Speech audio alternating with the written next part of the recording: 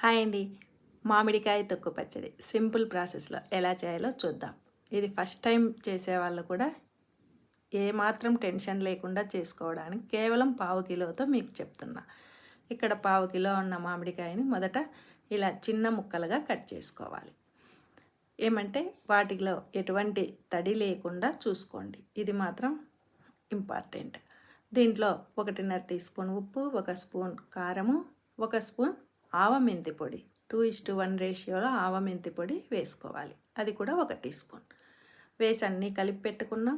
ఇక పోపుకు మాత్రం 100 mlలో మనము ఆవాలు, మెంతులు, ఎండుమిర్చి, కొద్దిగా ఇంగువ వేసుకొని ఇక చల్లారిన పోపును ముక్కల్లో కలుపుకోవడమే.